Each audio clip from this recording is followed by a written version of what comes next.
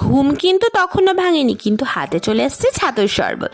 High, আমি হলাম তিথি। তিথির একটা নতুন ব্লগে তোমাদের সবাইকে ওয়েলকাম। সকালবেলা ছাতুর শরবত খেয়ে রেডি হয়ে তিথি চলে গিয়েছে একদম ডাইরেক্ট ক্লায়েন্টের বাড়িতে, কারণ আজকে ছিল nail extension home service booking.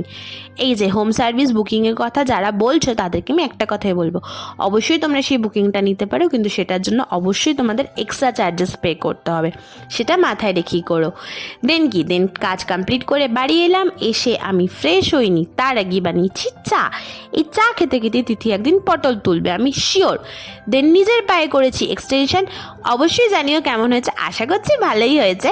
মাঝখানে করেছিলাম লাঞ্চ, কিন্তু সেটার ভিডিও ক্লিপস আর নিইনি। আফটার অল দ্যাট থিংস বিকেলবেলা তিথি রেডি হয়ে গেছে জিমে যাওয়ার জন্য। সে একদম ঝাঁকানাকা টুম্পা সেজে দিব্যা রানীর সাথে চলে গিয়েছে জিমে গিয়ে আজকে ছিল আর্মস অ্যান্ড বাইসেপস। তো সেই এক্সারসাইজগুলো কমপ্লিট করছি। অ্যান্ড এই যে এই জঘন্যতম এক্সারসাইজটা আমার করতে একদম ভালো লাগে না, জানি না কেন আমার কোথায় কষ্ট হয়, আমি পারিও না এটা ঠিকঠাক করতে। তো সব কিছু কমপ্লিট করে এখানে মজা করছিলাম। দেন ডায়েটের দফা রফা করে এই অল্প তেলে ভাজা পকোড়াগুলো তিথি খেয়ে ফেলেছে, কিছু করার নেই।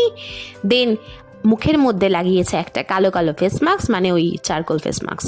এইসব লাগিয়ে একটা পেস্ট রেডি করছে ওই চালের গুঁড়ো, ডালের গুঁড়ো আর বেসন দিয়ে, যেটাও একটা হবে গিয়ে ফেস মাস্ক। তোমরা চাইলে অবশ্যই সেটা ট্রাই করতে পারো। মাঝখানে আর ডিনার করিনি, ব্লগটা এখানেই এন্ড করলাম। টাটা।